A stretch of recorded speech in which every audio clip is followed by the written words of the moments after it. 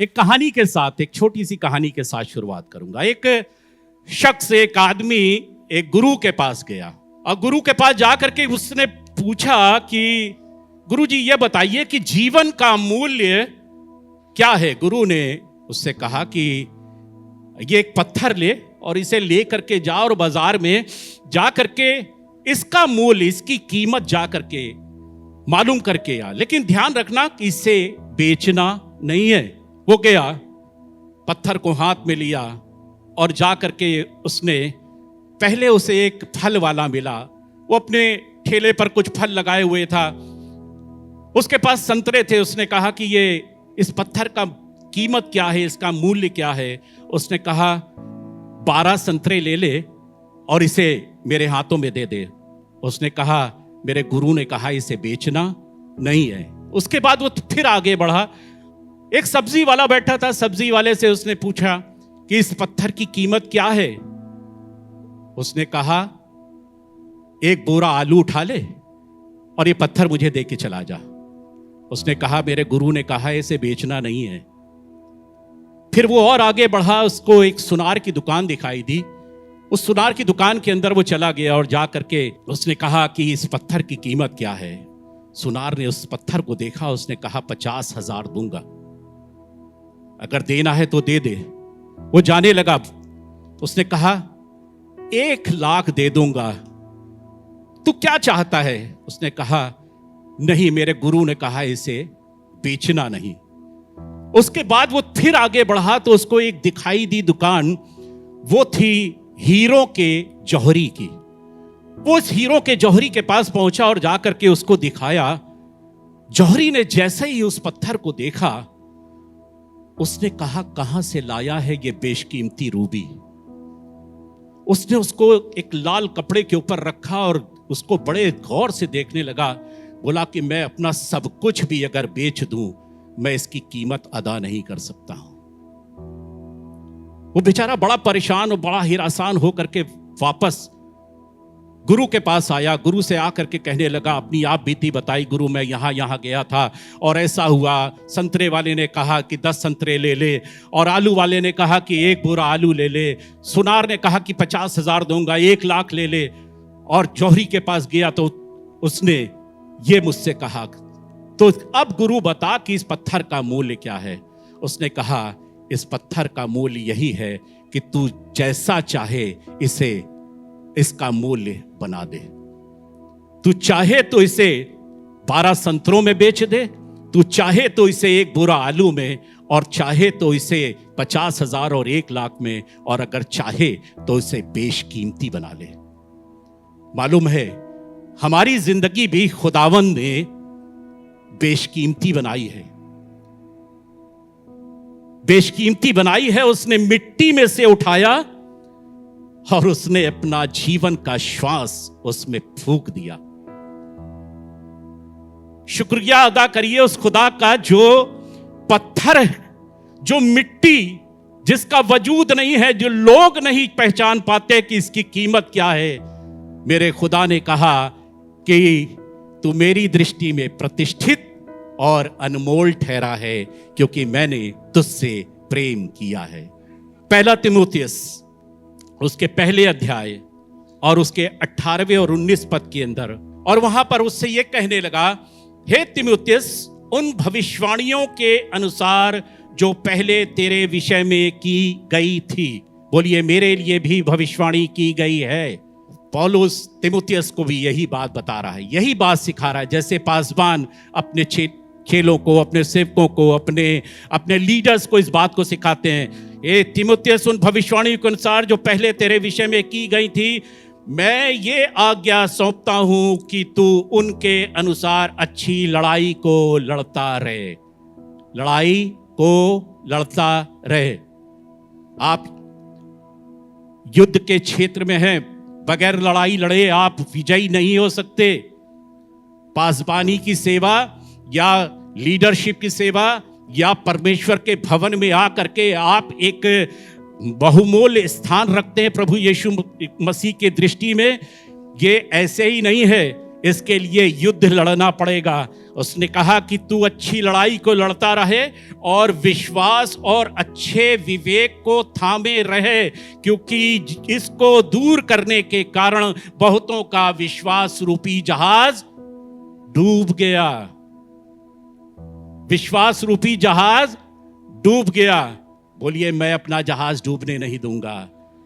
उस जहाज में आ जाइए, उस नूह के जहाज में आ जाइए कि दुनिया तो बर्बाद हो गई, लेकिन जो उसमें बैठे थे उनको जिंदगी मिल गई।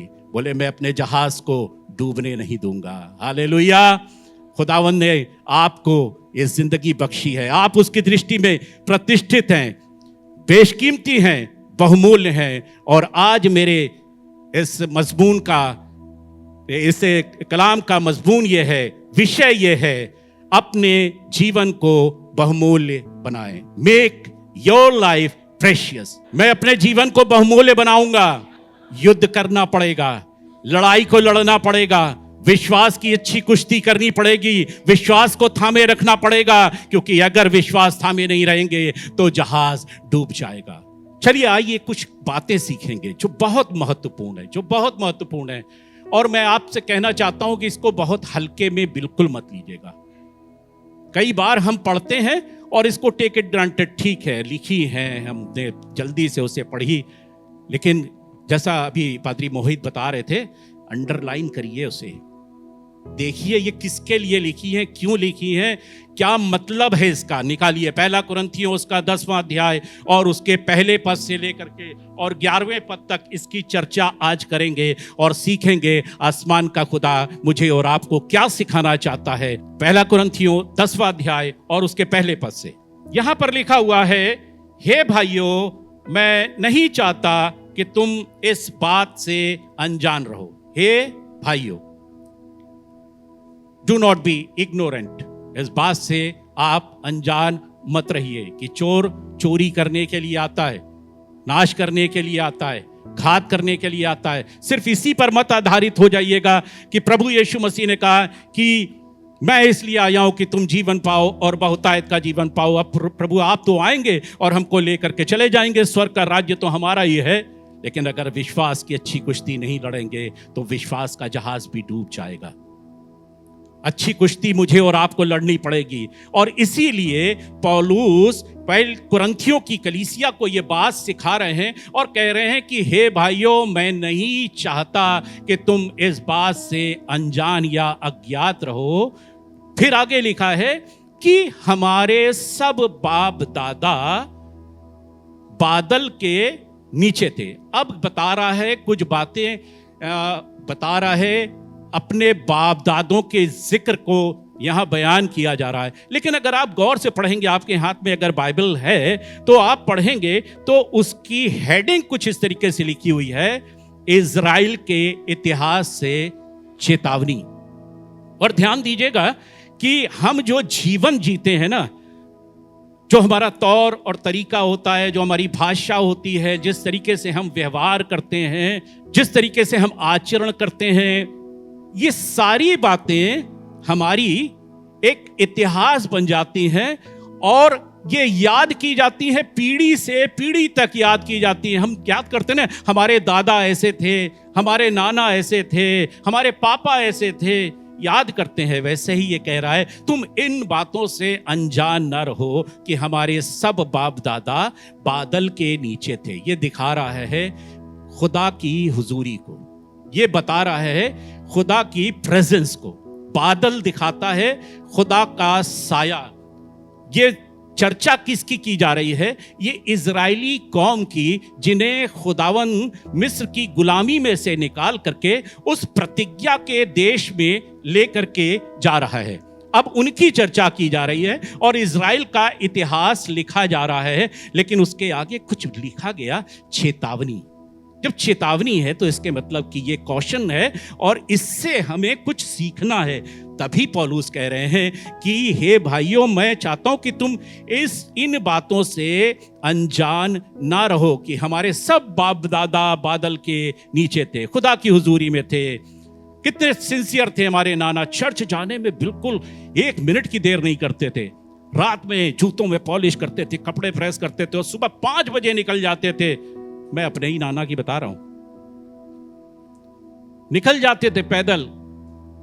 हम याद करते ना, उनके इतिहास को याद करते हैं, उनकी बातों को याद करते हैं। हमारे नाना, हमारे दादा, हमारे पापा कितने सिंसियर थे, जैसे कि हम चर्च में सिंसियर हैं ना। ये बात उन्हीं के लिए की जा रही है, लेकिन ये तस्वीर हमारी ही है तस्वीर। और इसीलिए पौलुस इस बात को बयान कर रहे हैं, ये खुदा की मौजूदगी को दिखा रहा है। We are in church. ऐसा लग रहा है कि ये लोग भी चर्च में मौजूद हैं। जब खुदा उनको ले करके जा रहा है तो दिन में बादल का खंबा और रात में आग का सुतून होकर के उनके साथ चल रहा है। इसके मतलब कि वो खुदा की हुजूरी में, जैसे हम खुदा की हुजूरी में यहां पर बैठे हैं, हमारे ही लिए चर्चा की जा रही है। और लिखा है, और सब के सब समुद्र के बीच में से पार हो गए। जब खुदा की हुजूरी में है तो मौजे भी होंगे, चंगाई भी मिलेगी, बड़े बड़े कामों से रिहाई भी मिलेगी। क्या हुआ भैया, बड़े बहुत परेशानी में थे, क्या बताएं। पादरी मोजेस ने दुआ करी और हमारा परिवार इस बड़ी परेशानी से बच गया। नहीं तो हमें तो लग रहा था हम लोग नाश हो जाएंगे, बर्बाद हो जाएंगे, लेकिन हम पादरी साहब ने दुआ कर दी और सब कुछ ठीक हो गया। खुदा की हुजूरी में चल रहे हैं।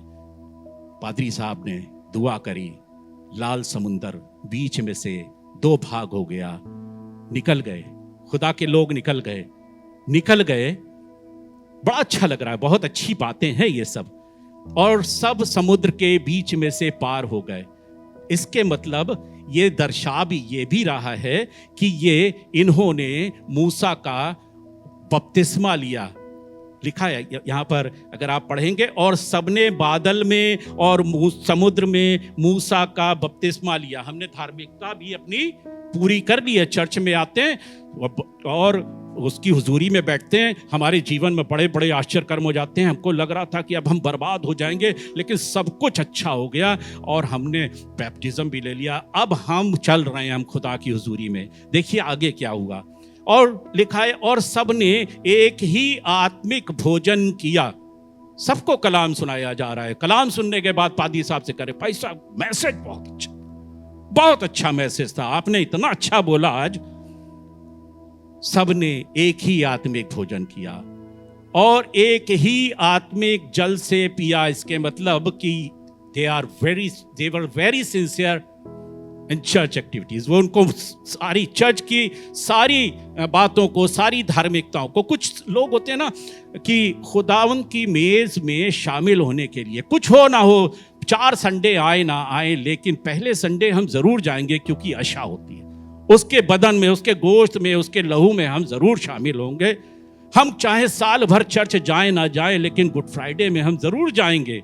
माफ कीजिएगा अगर ये बात किसी को चोट पहुंचा रही है, लेकिन ये हकीकत है। और अगर हकीकत ना होती तो खुदा के कलाम में ये मुंदरज ना होती। हम जाएंगे, हम ईस्टर में जाएंगे, जी उठा हमारा मुंजी, जी उठा हमारा मुंजी। हम क्रिसमस में जाएंगे चर्च, लेकिन फिर उसके बाद हमारे घुटने, पादरी साहब बता रहे थे ना अभी, पादरी मोहित, कि हमारे घुटने अपने चेक करने की जरूरत है, ये क्या खुदा के आगे झुक रहे हैं कि नहीं झुक रहे हैं। बहुत अच्छा, यहां तक बहुत अच्छा लग रहा है। यह तस्वीर बहुत अच्छी दिख रही है, लेकिन जब आप जैसे ही आएंगे उसके 5वें पद में, तो यहां पर तस्वीर बिल्कुल अलग सी दिखाई देती है। यहां लिखा है, परंतु परमेश्वर उनमें से बहुतेरों से प्रसन्न ना हुआ। चर्च में आने वाले, बपतिस्मा लेने वाले, उसकी हुजूरी में चलने वाले, कलाम सुनने वाले, खुदा की मेज में शामिल होने वाले, तमाम जिंदगियों से, मैं सबकी बात नहीं कर रहा हूं। बोलिए मैं उनमें से नहीं हूं, बोलिए मैं नहीं बनूंगा ऐसा, बोलिए अपने आप के लिए। ये अपने आप को क्लेम करना पड़ेगा, अपने आप को जागृत करना पड़ेगा, अपने आप को चैतन्य करना पड़ेगा। क्योंकि अगर चैतन्य नहीं रहेंगे, अगर अटेंटिव नहीं रहेंगे, तो चोर तो बैठा है, वो नाश करने के लिए आएगा, वो घात करने के लिए आएगा, वो बर्बाद करने के लिए आएगा। लेकिन अगर खुदा की हुजूरी को चाहते हैं, वाकई खुदा की हुजूरी को चाहते हैं, तो ये आयत अपने जीवन में पूरी ना होने दें। परंतु परमेश्वर उनमें से बहुतों से प्रसन्न ना हुआ, इसलिए वे जंगल में ढेर हो गए। कौन?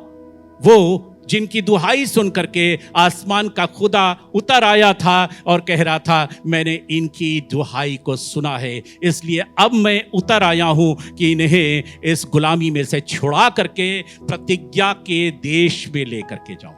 हालेलुया। हमारा खुदावंद यीशु मसीह भी उस गुनाह में से उसने हमें छुड़ा करके अपने बेशकीमती लहू को बहा करके हमारे लिए वो देश तैयार किया है। सिय्योन देश हमारा है देश, और रहते हैं हम परदेश।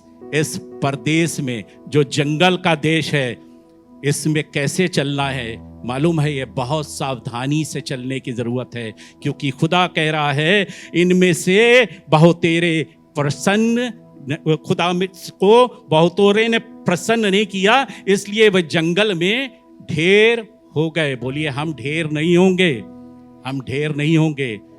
देखिए आगे 5 बातें हैं जिन्हें लगता है हमने बहुत बार पढ़ी होंगी, बहुत बार हमने पढ़ी होंगी, और हमको लग रहा बहुत अरे ठीक है, ये हमारे लिए थोड़े ना, ये तो इजराइलियों के लिए है। ये तस्वीर है हमारी। पढ़िएगा, 6वें पद को पढ़िएगा। देखिए यहां लिखा हुआ है, ये बातें हमारे लिए, ये बातें हमारे लिए, ये हमारे लिए एग्जाम्पल हैं। कौन सी बातें? जिनका बयान अभी आगे किया जा रहा है। और ये 5 बातें हैं, ये हमारे लिए एग्जाम्पल हैं। और एग्जाम्पल में सबसे पहला एग्जाम्पल क्या है? शायद आगे की बहुत सी बातें ऐसे लगेंगे, नहीं ये तो बहुत बड़े बड़े पाप हैं, ये थोड़ी ना हम करते हैं, ये थोड़ी ना करते हैं। लेकिन जो पहली जो बात लिखी गई है, तो वहां लिखा गया है, ये बातें हमारे लिए दृष्टांत ठहरी, जैसा इन्होंने, बोलिए, लालच। और लालच के लिए कहा जाता है कि लालच बुरी बला है, और बला जब आएगी तो गला भी दबाएगी, विनाश को लेकर के आएगी, बला को ना आने दीजिएगा। ये बातें हमारे लिए दृष्टांत ठहरी, जैसे उन्होंने लालच किया। ठीक है, उन्होंने लालच किया तो किया, हम तो चर्च आ रहे हैं ना, हम तो धार्मिकता पूरी कर रहे हैं, हम तो खुदा की मेज में शामिल हो रहे हैं, हम तो पादी साहब जैसा कह रहे हैं वैसा कर रहे हैं। लेकिन लिखा हुआ है, वैसे हम बुरी वस्तुओं का लालच ना करें। देखिए लालच के बारे में जैसा कहा, लालच बुरी बला है। बाइबल में कहानी बताई गई है, और ये कहानी एक ऐसे शख्स की है जो प्रतिष्ठित है बहुत, और ये एक सेनापति है, और सेनापति बहुत प्रतिष्ठित है। लेकिन इसके अंदर एक दोष है, और दोष ये है कि ये कोढ़ी है, ये कोढ़ी है। और इसे किसी तरीके से पता चला, इसके घर में एक बच्ची है छोटी, जो उसके घर में रहती है, इजराइल से लाई गई है बंदी बना करके, और उसके जरिए से इसे पता चला कि अगर मेरा स्वामी शोमरोन में अगर होता तो भविष्यवक्ता के द्वारा ये मेरा स्वामी चंगा हो जाता है, इसका कोढ़ चंगा हो जाता है। ये बात उसे पता चली। वो राजा के पास गया, राजा से एक चिट्ठी लिखवाई, और आ करके वो यरूशलेम पहुंच गया और राजा को चिट्ठी दी। और राजा ने देखा कि चिट्ठी में पढ़ा तो बोले, क्या मैं कोढ़ से चंगा कर दूंगा? मैं कौन हूं? और ये बात किस तक पहुंची मालूम है?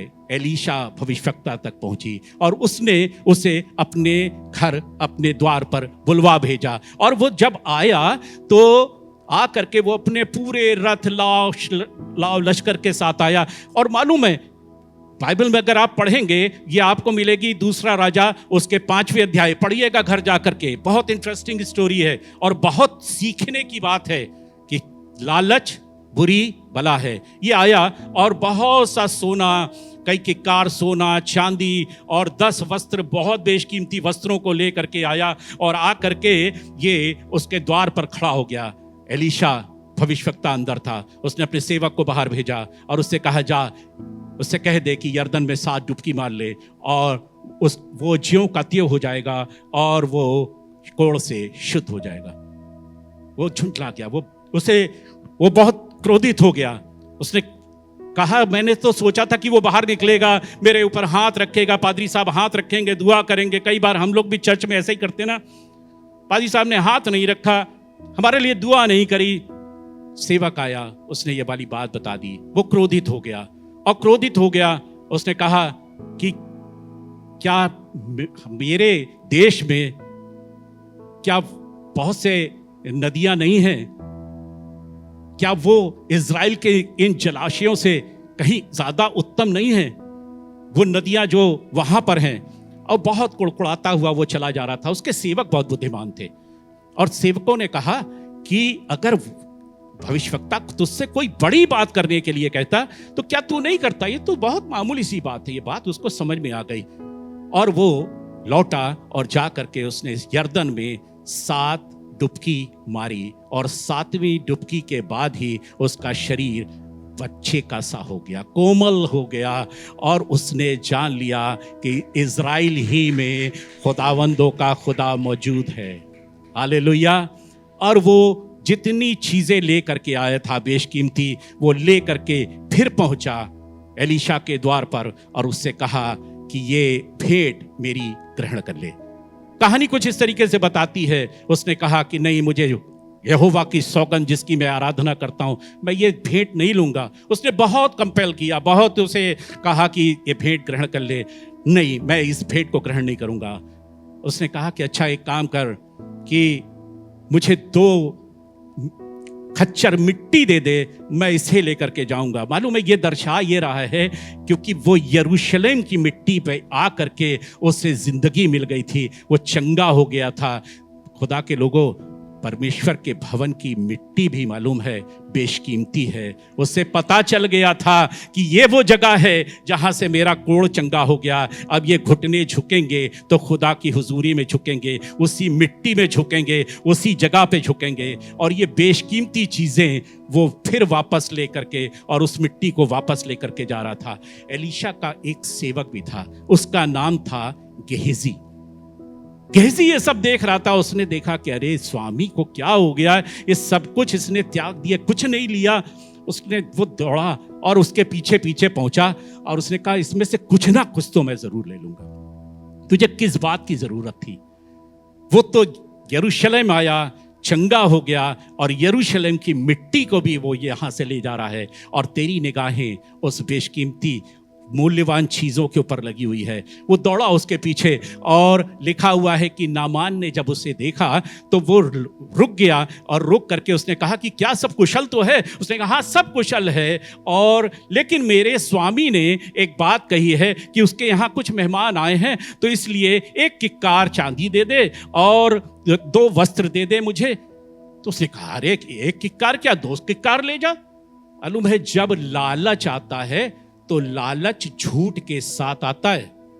लालच जब आता है, और ये हमारे जीवन के लिए इतना बड़ी नसीहत है कि लालच बुरी बला है। और जैसे मैंने बताया, अगर बला है तो वो गला भी दबाएगी, अगर बला आएगी तो गला दबाएगी, झूठ भी साथ में आएगा। और ये नामान से जब इस बात को कह के उसने कहा हाँ ले जा, और उसने उन बातों को, उन चीजों, बहुमूल्य चीजों को ले जा करके अपने घर में रख दिया और वापस फिर एलीशा के पास आया। एलीशा ने पूछा कि गेजी तू कहां से आता है? बोले नहीं कहीं से तो नहीं, मैं तो यहीं था।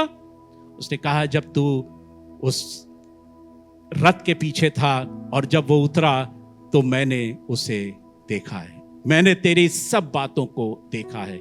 मैं और आप जो कुछ भी करते हैं ना, आसमान का खुदा देखता है, आसमान का खुदा देखता है। इस बात से ना वाकिफ ना रहिए, अनजान ना रहिए, आसमान का खुदा देखता है मुझे और आपको। और लिखा हुआ है, बड़ी खतरनाक बात ये लिखी हुई है कि उसने कहा कि गेजी नामान का कोढ़ तेरे और तेरे वंश पर सदा लगा रहेगा। जिसको हमने बहुत हल्की सी बात समझ ली है, थोड़ा सा लालच, क्या हो गया, थोड़ा ही से तो झूठ बोला है हमने, लेकिन ये थोड़ा सा झूठ और ये थोड़ा सा लालच हमारे लिए, मेरे और मेरे वंश के लिए श्राप बन करके हमारे जीवन को नाश कर देगा। मैं आपसे कहना चाहता हूं, ये पहली बात है। और उसके बाद चार बातें और लिखी हुई हैं। लिखा हुआ है, और ना तुम मूर्ति पूजक बनो जैसे उनमें से कितने बन गए थे, और जैसा लिखा है कि लोग खाने पीने और खेलने और कूदने उठे। ये किस समय का जिक्र है मालूम है? मूसा खुदा से बात करने के लिए गया है, देर हो रही है। उन्हें लगा कि जो हमें मिस्र में से निकाल करके लेके आया था, हमें नहीं मालूम कि वो कहाँ चला गया है। इसलिए उन्होंने क्या किया, हारून से बोला कि हमारे लिए एक देवता बना। और हारून ने कहा कि तुम्हारे स्त्रियों, तुम्हारी बेटियों और तुम्हारे लोगों के कानों में जो बालिये हैं उन्हें उतार करके मुझे दे दो। और उसके बाद लिखा है उसने टांकी गढ़ करके एक बछड़ा तैयार किया और वो उसके सामने खेलने और कूदने और आनंद करने लगे। आज बहुत सी जिंदगियां अपनी जिंदगी के साथ खेल रही हैं। आज हमें सचेत होने की जरूरत है। आसमान का खुदा देख रहा है। अगर जिंदगी के साथ खेलोगे, आनंद करोगे, आसमान का खुदा देख रहा है। खुदा ने कहा, मूसा से कहा, झट नीचे उतर जा, क्योंकि जिस कौम को तू छुड़ा करके लेके आया था मिस्र में से, वो बिगड़ गई है। आज मैं आपसे कहना चाहता हूं, ये बातें हमारे लिए दृष्टांत हैं, ये एग्जाम्पल हैं कि हम ऐसे ना बने। तीसरी बात है, और ना हम व्यभिचार करें। अगर आप पढ़ेंगे इन बातों को, मैं रेफरेंस बता सकता हूं कि आप जरूर घर में जा करके इन्हें पढ़िएगा जरूर। आपको बड़ी नसीहत मिलेगी। इसको अगर आप पढ़ेंगे तो ये आपको निर्गमन उसके 32वें अध्याय उसके 6वें पद के अंदर मिल जाएगी। इजरायली लोग व्यभिचार करने लगे। आज चर्चेस के अंदर अगर आप पढ़ेंगे उस जगह को जा करके, तो आपको पता चलेगा कि ये भी खुदा की हुजूरी में लिखा है। इजरायली लोग विलाप कर रहे थे और एक इजरायली युवक एक स्त्री को लेकर के आ गया और उन्हीं के बीच में लेकर के आया जहां पर इबादत हो रही है। आज माफ कीजिएगा, बहुत से बार हम ऐसी ही बातों को अपनी आंखों से देखते हैं। खुदा के खादिमों के सामने, खुदा के बुजुर्गों के सामने ऐसे काम होते हैं। ये मालूम है, यह तस्वीर है मेरे और आपको सिखाने के लिए, ताकि मैं और आप इन बातों से सचेत रहें। चेतावनी है ये मेरे और आपके लिए, ताकि हम इन बातों से दूर रहें। तब लिखा हुआ है, और तब पिनहास ने उसे और उस पुरुष को और उस स्त्री को जा करके उनके पेट में उस छुरा को घोंप दिया। और लिखा है, तब मरी थम गई, जिसके बारे में लिखा है उनमें से 23,000 मर गए। और कितनों ने किया, और ना हम व्यभिचार करें जैसा उनमें से कितनों ने किया, और एक दिन में 23,000 मर गए। मालूम है, आपने कई बार पढ़ा होगा कि पिनहास ने राजदंड उठाया और मरी थम गई। मालूम है, ये मरी इसलिए आई थी कि व्यभिचार किया गया था। मैं आपसे कहना चाहता हूं, आसमान का खुदा मुझे और आपको देख रहा है। ये कड़ा जरूर है, ये कलाम कड़ा जरूर है ये, लेकिन मेरी और आपकी नसीहत के लिए लिखा है। और ना हम प्रभु को परखें, चौथी बात, और ना हम प्रभु को परखें जैसा उन्होंने कितनों ने किया। और लिखा हुआ है कि वो सांप, परमेश्वर ने विश्व वाले सांपों को उनके बीच में भेज दिया। क्या कर रहे थे मालूम है? वो खुदा जो उन्हें खिला रहा है, उन्हें पिला रहा है, उनको संग लिए चल रहा है, लेकिन वो कुड़कुड़ाने लगे कि हम इस रोटी को खा करके, ये कैसी निकम्मी रोटी, अरे हमारा जी व्याकुल हो गया। क्या हो गया था? ये उस मार्ग में चल रहे थे जो बड़ा सकरा मार्ग हो गया था। मार्ग सकरा है ना, लेकिन इसके अंत में जीवन है। अगर चौड़े मार्ग पर जाओगे आनंद बहुत मिलेगा, लेकिन सकरे मार्ग में जाओगे तो कठिनाइयां मिलेंगी, लेकिन कुड़कुड़ाना नहीं। ये मत कहना, अरे खुदा बाप ने ये विपत्ति में क्यों डाल दिया हमें। अरे देखो हम कितनी क्राइसिस में चल रहे हैं। आसमान के खुदा की ओर निगाह करना और कहना, मुझे तो, मैं अपनी आंखें पर्वतों की ओर उठाऊंगा और मेरी सहायता कहाँ से आएगी? मेरी सहायता खुदावंदों के खुदा से आएगी। खुदा की ओर अपनी निगाहों को उठाना और कहना, यहोवा मेरा चरवाहा है, मुझे कोई घटी ना होगी। हालेलुया। जैसा उन्होंने किया वैसा हम ना करें। और ना तुम कुड़कुड़ाओ, जिस रीति से उनमें से कितने कुड़कुड़ाए और नष्ट करने वाले के द्वारा नष्ट किए गए। 11वें पद को अगर पढ़िएगा, वहां पर लिखा हुआ है, परंतु ये सब बातें जो उन पर पड़ी हमारे लिए कैसी हैं? दृष्टांत की रीति पर हैं और वे हमारी चेतावनी के लिए हैं। अगर हमने बाइबल में से इस अध्याय को सरसरी निगाह से हटा दिया है तो ये हमारी चेतावनी के लिए हैं, जो जगत के अंतिम समय में रहते हैं लिखी गई है। बोलिए, हम ऐसा इतिहास नहीं बनाएंगे, ये ऐसा चेतावनी का इतिहास नहीं बनाएंगे, बल्कि हम इतिहास बनाएंगे, आशीष का इतिहास बनाएंगे।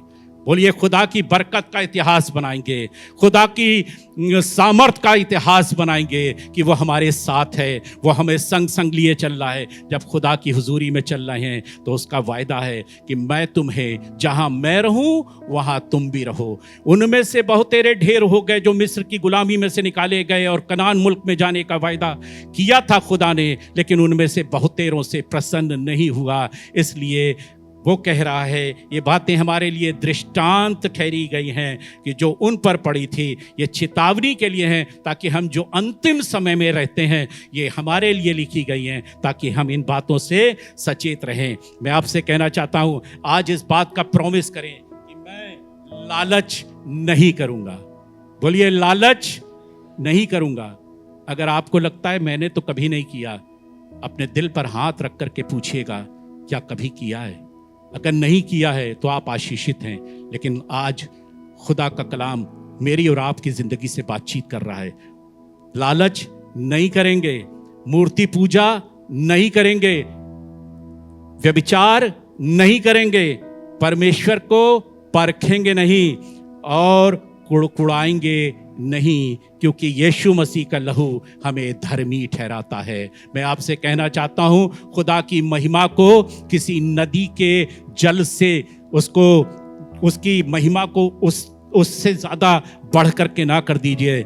मालूम है खुदावंदों का खुदा आपके साथ है, क्योंकि यीशु मसीह का लहू हमें धर्मी ठहराता है और हम बेशकीमती हैं, क्योंकि हम दाम दे करके मोल लिए गए हैं। इसलिए अपने जीवन को हम बहुमूल्य बनाएंगे।